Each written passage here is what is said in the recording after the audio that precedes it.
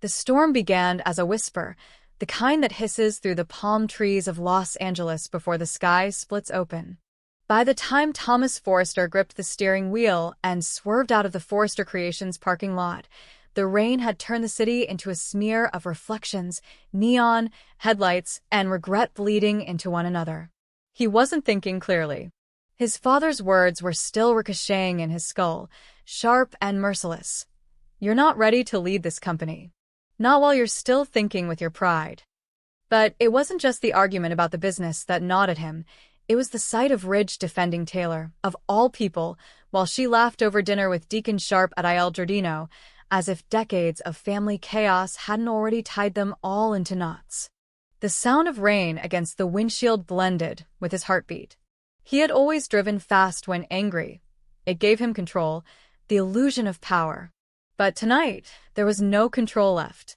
Only the blur of headlights in the distance, the echo of his father's disappointment, and the bitterness that came from realizing that even when he tried to do right, he was still seen as the unstable one, the flawed son, the shadow of a legacy that would never fully be his.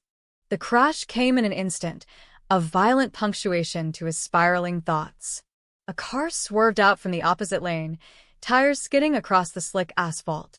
There was no time to react, just a flash of metal, the crunch of glass, and then the world went black. At Il Giardino, the dinner crowd froze as the sound of twisting steel echoed outside. Deacon Sharp dropped his wine glass and bolted out into the storm. The wreck was only a few yards from the restaurant entrance. He didn't recognize the mangled car at first, just the glow of hazard lights flickering in the rain like dying fireflies. But when he forced open the driver's side door and saw Thomas slumped over the steering wheel, his breath caught. "No," he whispered, though he didn't know if he meant it for the accident or for the cruel symmetry of fate bringing this man, his enemy's son, literally to his doorstep. Within minutes, sirens filled the air. Deacon stayed by Thomas's side as paramedics worked, his hands trembling as he pressed against the wound to stem the bleeding. "Stay with me, kid," he murmured. When they loaded Thomas into the ambulance, Deacon stood drenched in the street, staring at the blood staining his hands, unable to explain the strange pull in his chest. At University Hospital, chaos unfolded. Ridge arrived within 20 minutes, his hair plastered to his forehead, his voice hoarse from shouting. "Where is he? Where's my son?" The doctors explained the severity of Thomas's injuries, multiple fractures, internal bleeding, a need for immediate transfusion. "We're testing for a match," the nurse said. "Do you know his blood type?" Ridge did. He had signed those papers himself. But when the test results came back, something impossible stared back from the screen. "Incompatible." Ridge blinked. "That's not possible," he said flatly. "Run it again." They did. The answer didn't change. "Are you sure he's my son?" The question slipped out before he could stop it, and when it did, silence fell like a second storm. The doctors began searching the archives, pulling every medical record available. It was protocol. They couldn't proceed without the right donor. Hours passed in a blur of white coats and whispered phone calls. Then, somewhere deep in the hospital's digital database, an old file surfaced, a scanned image from over 3 decades ago, faded but legible. It was an early obstetric report from Taylor Hayes' first pregnancy. Under the field marked biological father, one name had been typed, then scratched out and replaced by another. The original entry read, Deacon Sharp. The discovery landed like a detonator. The doctor in charge hesitated, then quietly alerted the administration. Within an hour, the secret was no longer confined to medical staff. The whispers began in the hallways, among nurses, among interns, until it reached the one person it should never have reached that way, Brooke Logan. Brooke stood frozen outside the waiting room, her phone still in her hand, the message burning into her eyes. Taylor's first record lists Deacon. For a long time, she said nothing. It was as if the entire history of their intertwined lives, every betrayal, every reconciliation, had finally found its cruel conclusion in this single twist of fate. When she finally looked up, Ridge was pacing near the vending machines, his face pale and drawn. "Ridge," she said softly, You need to see something. He read the report once, twice, 3 times. This can't be real, he whispered. It was corrected before Thomas was born. But the words rang hollow even to him. Why would it be changed? Brooke asked. And why was it hidden? When Taylor arrived, her clothes still damp from the rain, she froze at the sight of Ridge and Brooke waiting for her. How is he? She asked, voice shaking. But the moment Ridge turned to face her, she knew the question wasn't just about Thomas's condition. The look in his eyes was the same one he'd worn the day he'd found out about her affair with James decades ago. Shock, betrayal, and a grief too deep to name.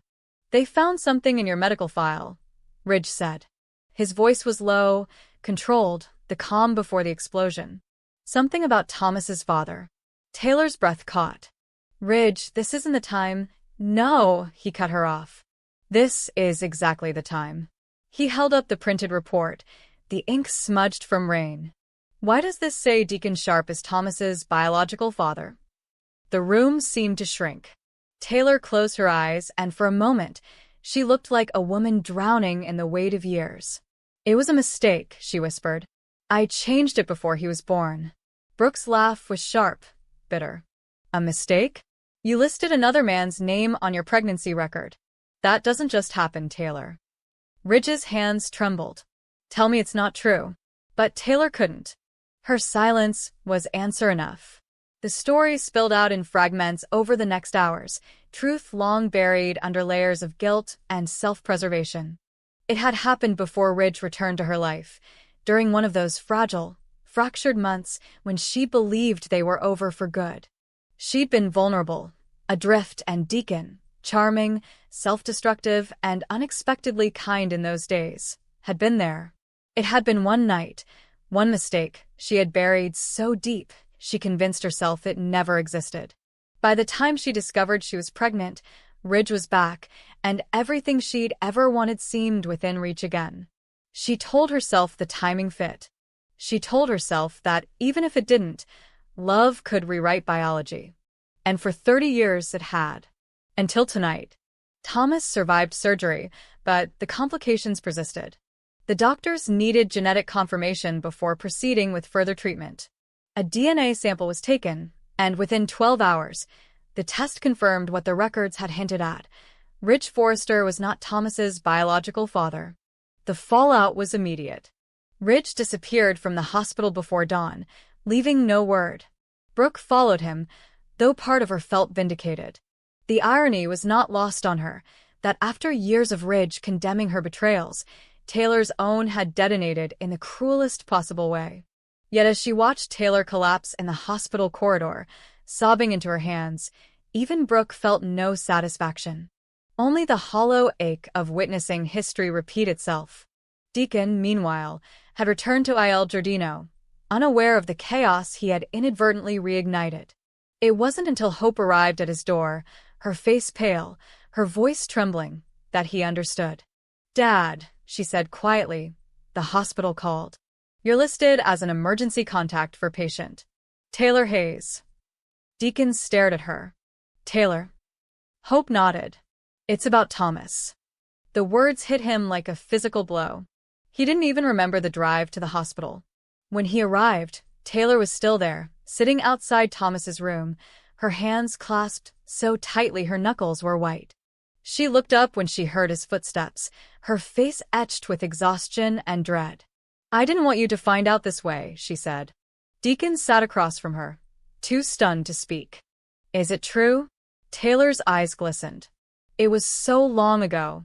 I thought it didn't matter anymore. But I was wrong." He leaned back, trying to absorb it. He had a son he'd unknowingly watched grow up in another man's world, raised under the name Forrester, molded in Ridge's image. "Why?" he finally asked, his voice breaking. "Why didn't you tell me?" "Because I wanted him to have a father he could be proud of," she whispered. "Not one like us." The words cut deeper than any blade. Deacon had spent years clawing his way toward redemption, trying to prove he was more than the man people remembered. But this secret stripped him bare. He wanted to rage, to demand answers, But when he looked through the window and saw Thomas lying pale and broken in that hospital bed, anger dissolved into something else: grief, awe, disbelief. He had missed everything. The first steps, the first heartbreak, the first time Thomas had called another man dad. As the hours turned to days, the revelation rippled through Los Angeles. Eric was devastated, Steffi furious, Brooke torn between sympathy and satisfaction. Hope, caught between her father and her half-brother, felt the world tilt in ways she couldn't process. The press caught wind of the hospital leak, turning the scandal into headlines. Forrester dynasty shaken, DNA secrets and betrayal. Taylor retreated from public view, haunted by her own choices. Ridge, too proud to face her, threw himself into work, avoiding everyone, including his son. And Thomas, when he finally woke, found himself trapped in a haze of pain and confusion. When they told him, his first words were a whisper. "So, who am I?" Deacon stood beside his bed, eyes heavy with emotion. "You're my son," he said softly. "But you've always been more than that." For Thomas, it was a fracture in identity that would take years to heal. The man he had idolized was not his blood, the mother he had trusted had lied, and the stranger who had once been his enemy was now his father. Every memory felt rewritten. He didn't know which version of himself to believe, the Forrester heir or the Sharp survivor. In the weeks that followed, the families tried to rebuild around the wreckage. Ridge returned eventually, not as a father, but as a man humbled by truth. "You're still my son," he told Thomas one night. "That doesn't change because of a test." But Thomas only stared at him, unable to find the words. Taylor and Deacon's fragile connection reignited in the aftermath, not out of romance, but shared guilt. Late one evening, they stood outside the hospital, watching the city lights blur in the rain again. "I thought burying the past would protect everyone," Taylor said. "But all it did was destroy the future." Deacon nodded slowly. "Secrets always do." The rain fell harder, washing the streets clean but leaving the air heavy. Somewhere in that darkness, they both knew there was no going back. The truth had rewritten everything: families, loyalties, love itself. And as the storm rolled across the hills, Los Angeles whispered its eternal refrain: "Nothing stays buried forever. In the bold and the beautiful, even bloodlines lie, but truth, like rain, always finds its way through the cracks." The storm that took Luna Nozawa's life had not yet lifted from Los Angeles. It merely changed shape, turning from rain and thunder into whispers, suspicion, and dread. Her death was supposed to have been an accident, a tragic end to a young woman who had already fallen too far. But in the City of Secrets, nothing stays accidental for long. What began as a routine police investigation spiraled into a mystery that would shake the foundations of three families: the Forresters, the Logans, and the Sharps, and leave Thomas Forrester standing in the center of a hurricane he never saw coming. In the days following Luna's death, grief collided with disbelief. The tabloids devoured the story, branding it the Luna crash. News anchors spoke of it with morbid fascination. Fashion in turn turned fugitive dyes in a hit-and-run. Fans of Forrester Creations left flowers at the company's gates, while others whispered that karma had finally caught up to her. But for Steffi Forrester Finnegan, the news carried a darker undertone. She couldn't stop replaying the security footage shown during the morning news, an indistinct image of a car speeding through the rain-soaked streets near Il Giardino. The shape was familiar, too familiar. When the camera zoomed in, Steffi's breath caught. The vehicle was a black sedan, and though the license plate was partially obscured by rain and glare, the pattern looked achingly close to her brother's. At first, she refused to believe it. Thomas had been home that night, working late, designing for the upcoming Forrester collection. But when she called him, his voice was distant, uneven. "I was driving," he admitted quietly. "I just needed air. But I didn't hit anyone, Steffi. I swear." Still, the guilt threaded through his tone, subtle but unmistakable, and it terrified her. She had seen this version of her brother before, the one haunted by mistakes, by the ghosts of things he hadn't done but couldn't stop blaming himself for. When the police arrived at Forrester Creations the next morning, the world seemed to tilt. Detective Ramirez explained the situation with grim efficiency. The car in the footage matched Thomas's model and year. They needed to test the paint transfer found on fragments at the scene. "It's routine," the detective assured, but his eyes said otherwise.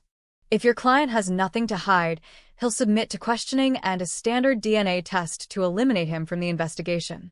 Rich Forrester, who had joined the meeting midway, immediately stepped in.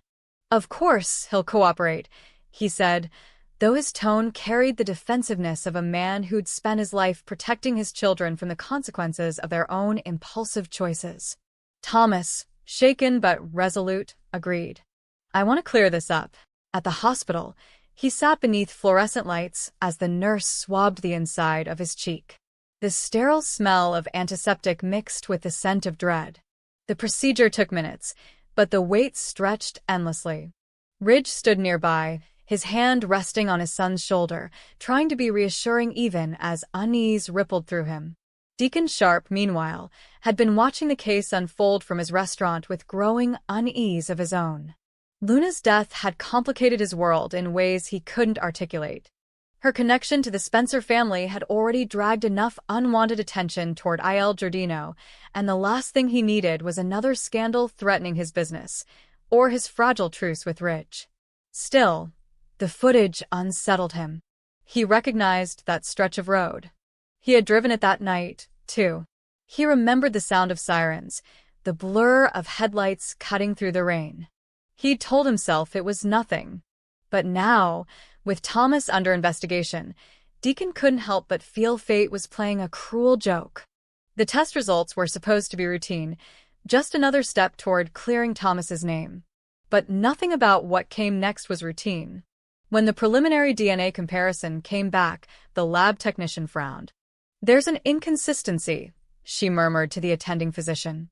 "Ridge's genetic sample on record, taken years ago during an emergency surgery, didn't match Thomas's markers in the expected way. A 1 in a million lab error, perhaps?" The doctor decided to recheck the samples. The second test yielded the same result. When the lead investigator asked for clarification, the doctor hesitated. "If these results are correct," she said slowly, then Mr. Ridge Forrester is not biologically compatible as a paternal match for Thomas Forrester. The statement hit like an explosion. Ridge blinked, his voice cracking. "That's impossible." But science is indifferent to emotion. The test was repeated a third time under supervision. The answer remained the same. Ridge Forrester could not be Thomas's biological father. Word spread quickly, as it always does in a city that feeds on scandal. Brooke was the first to hear. She arrived at the hospital just as Taylor Hayes was being called in for confirmation. "There's been a mistake," Taylor said immediately, her voice trembling. "There's no way Ridge is Thomas's father." But the doctor's tone remained calm, clinical. "We've re-verified the sample 3 times. If there's any possibility of a previous medical record or genetic anomaly," she paused, glancing at the file. Dr. "Hayes, did you ever update your son's birth records? Because according to the hospital archives, the original document lists an alternate paternal name, Deacon Sharp." For a moment, no one breathed. Ridge's expression went blank, his jaw tightening as the name echoed in his head. "Deacon," he whispered, "that's a lie." Taylor's eyes filled with tears. "I changed it before Thomas was born. It meant nothing." Brooke's laughter was brittle and hollow. "Apparently, it meant everything." The air fractured under the weight of truth. Taylor tried to explain how years ago, before Ridge had returned to her life, she had fallen into one reckless, desperate night with Deacon. How she had convinced herself it was a mistake better left buried, that the timing could be adjusted in her mind, and that Ridge didn't need to know. She had buried that secret so deeply she'd almost believed it herself. Until now. The revelation didn't just destroy Ridge's faith, it destabilized everything Thomas believed about himself. When the results were presented to him, he stared at the papers in disbelief. "So what?" he said, voice breaking.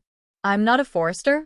None of this, my name, my blood, my work, it's not real?" Ridge tried to reach for him, but Thomas stepped back. "You lied to me my entire life," he said quietly, eyes flicking toward Taylor. "You both did." Taylor wept. "I thought I was protecting you." "From what?" Thomas's voice cracked into a whisper. "From knowing who I am?" While the family imploded, the investigation into Luna's death intensified. The paint samples from the crash site matched Thomas's vehicle perfectly, but something didn't align. The impact pattern suggested the driver had been intoxicated or disoriented. Thomas had no alcohol in his system that night. However, when Deacon's car was examined, investigators found traces of damage that seemed eerily consistent with the victim's injuries. Detective Ramirez returned to Il Giardino, his tone probing but polite. "Mr. Sharp, were you driving the night of the accident?" Deacon hesitated. "I was out delivering supplies. It was raining. I didn't see much." "Did you stop?" He paused again. No. "I didn't think it was anything serious." That admission was enough to shift suspicion. The next morning, headlines screamed, "Il Giardino owner under question in Luna Nozawa hit and run." But behind the sensationalism, a darker truth simmered. Deacon wasn't just a potential suspect. He was now, according to the DNA analysis, Thomas's biological father. The two storylines collided in a single afternoon when Deacon walked into Forrester Creations, escorted by detectives. He looked out of place among the marble floors and framed photos of elegance, a ghost from another world. Taylor was already there, surrounded by Ridge, Brooke, and Steffi. Thomas stood by the window, silent, his reflection fractured by sunlight and shadow. "I didn't want any of this," Deacon said quietly. "Not the accident. Not this." His eyes flicked toward Taylor, then Thomas. But it looks like fate had other ideas. Ridge's fury boiled beneath the surface. "You expect me to believe you didn't know? That you didn't use her, use all of us, to claw your way back into our lives?" Deacon shook his head. "I didn't know until the test, Ridge. You think I wanted to find out this way? That my son might be the one accused of killing someone?"